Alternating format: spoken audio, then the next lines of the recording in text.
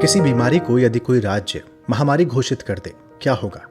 पिछले दिनों केंद्रीय स्वास्थ्य मंत्रालय ने सभी राज्यों को ब्लैक फंगस नामक बीमारी को महामारी एक्ट के तहत नोटिफाइड डिजीज घोषित करने के लिए कहा है।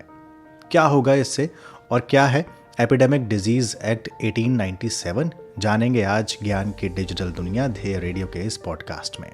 ब्लैक फंगस पर पिछले दिनों एक पॉडकास्ट बन चुका है, आप चाहें तो उसे प्लेलिस्ट में जाके सुन सकते हैं। आपको याद होगा पिछले साल एपिडेमिक डिजीज एक्ट 1897 में एक संशोधन हुआ था और 120 साल से ज़्यादा पुराना ये अधिनियम चर्चा में आ गया था। इसके बाद अब ब्लैक फंगस को लेकर ये अधिनियम फिर से चर्चा में आया है। तो एक बार ये देखना ज़रूरी है कि अधिनियम इतना ज़रूरी है क्यों और बार बार इसे कोट क्यों किया जाता है। ये बात है 1897 की और स्पेसिफिक होकर कहूँ तो जनवरी के अंतिम दिनों की। भारत में ब्लैक डेथ नाम की बीमारी, यानी जिसे हम ब्यूबोनिक प्लेग कहते हैं, वो उस समय फैली हुई थी। उसका प्रकोप बहुत ज़्यादा था। विशेषज्ञ कहते हैं कि प्लेग महामारी के दौरान उस समय हर सप्ताह लगभग 2000 लोगों की मौत हो रही थी। उस समय काउंसिल ऑफ गवर्नर जनरल के एक सदस्य थे जे वुडरबर्न ने उस विधेयक को काउंसिल में पेश किया था और कहा था कि ब्यूबोनिक प्लेग, जो कि बॉम्बे में बहुत ज़्यादा फैला हुआ है, वो अब धीरे धीरे देश के बाकी हिस्सों में फैल रहा है। इसलिए ज़रूरत है कि हम इस बीमारी से जल्द लड़ सकें और कुछ ज़रूरी कदम उठाएं ताकि ये बीमारी बाकी हिस्सों में फैलने से रोकी जा सके।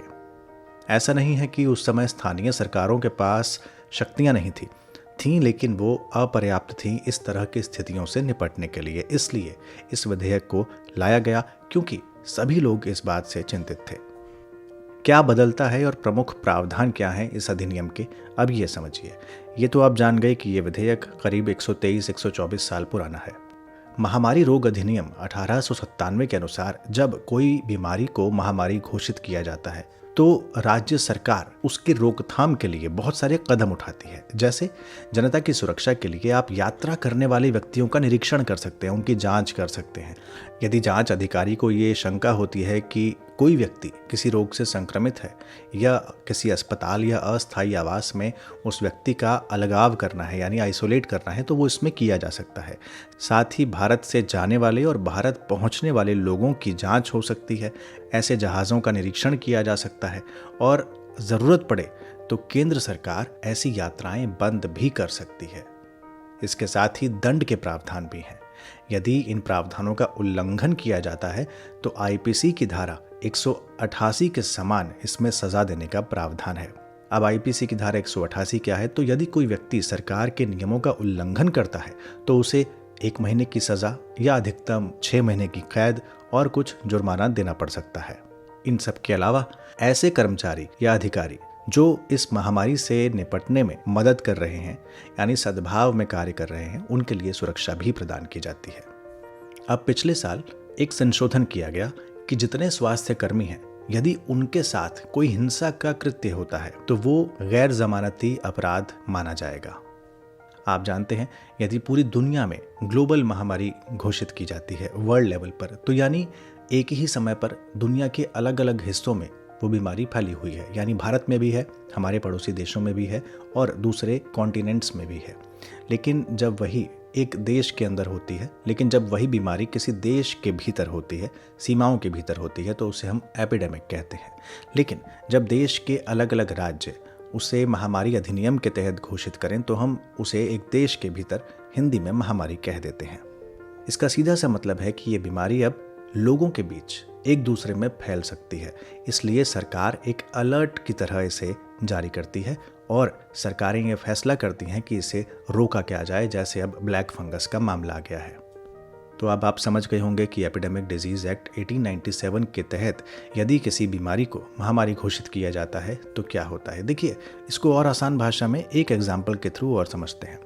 आप यदि बुखार से पीड़ित हैं, सामान्य बुखार है, और आप कहीं जाते हैं, आप ट्रेन में यात्रा करते हैं, बस में यात्रा करते हैं, तो आपकी जांच नहीं होती। लेकिन यही महामारी के दौरान बदल जाता है। आपकी जांच होने लगेगी, आपकी मॉनिटरिंग होने लगेगी और आपके संपर्क में आए लोगों की मॉनिटरिंग होने लगेगी और गंभीरता से आपकी स्थिति को लिया जाएगा और ये देखा जाएगा कि ये बीमारी अब फैले ना।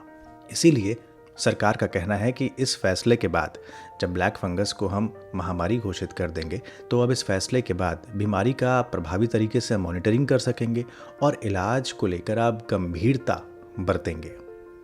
आप जानते हैं ब्लैक फंगस के केस, मौत और दवाओं का हिसाब अब रखना होगा और सरकारी और निजी स्वास्थ्य केंद्रों पर ब्लैक फंगस की निगरानी की जाएगी, व्यक्तियों की पहचान की जाएगी। केंद्रीय स्वास्थ्य मंत्रालय और ICMR द्वारा जारी गाइडलाइन का पालन करना होगा। यानी ब्लैक फंगस के सभी मामलों की रिपोर्ट अब जिला स्तर के चीफ मेडिकल ऑफिसर को की जाएगी। यानी 2-3 चीज़ें बदली अगर आप देखें तो। ट्रीटमेंट बदल गया, ट्रीटमेंट का प्रोटोकॉल बदल गया, मॉनिटरिंग सिस्टम बदल गया, अब वो रिकॉर्ड होने लगा। जैसे कोरोना के मामले रोज़ रिकॉर्ड होते हैं, अब ऐसे ही ब्लैक फंगस के मामले भी रोज़ रिकॉर्ड होंगे।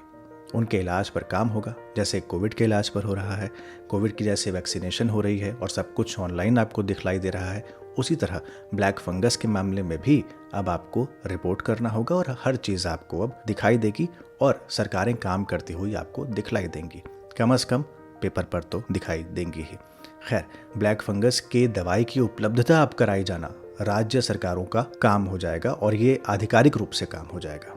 अब ब्लैक फंगस के जो ड्रग्स होंगे वो एसेंशियल ड्रग्स की श्रेणी में आ जाएंगे। तो आप समझिए किसी बीमारी को महामारी घोषित करने पर कितनी चीज़ें अनिवार्य रूप से लागू हो जाती हैं। पहले आप जिन कामों में हिला हवाला कर सकते थे, आप ढिलाई दे सकते थे, अब आप नहीं कर पाएंगे क्योंकि आपकी जवाबदेही बनेगी और आपको तमाम गाइडलाइंस का पालन करना होगा। और ये सिर्फ सरकारों के लिए नहीं है, ये हमारे लिए भी है क्योंकि दंड के प्रावधान हमारे लिए भी हैं। उल्लंघन करेंगे दंडित होंगे। इसलिए कोविड और अब ब्लैक फंगस, इनसे हमको सतर्क रहना है, बचकर रहना है। कोई भी लक्षण दिखाई देते हैं डॉक्टर से संपर्क करना है। तो ये था पूरा महामारी एक्ट 1897 के बारे में एक छोटा सा पॉडकास्ट और ये जाना हमने कि क्या होता है यदि किसी बीमारी को महामारी एक्ट 1897 के तहत महामारी घोषित किया जाता है। तो ये था आज का ध्येय पॉडकास्ट। इस तरह के तमाम पॉडकास्ट आप ध्येय IAS की वेबसाइट पर भी सुन सकते हैं। जल्द हाजिर होंगे नए पॉडकास्ट के साथ। इजाज़त दीजिए। नमस्कार।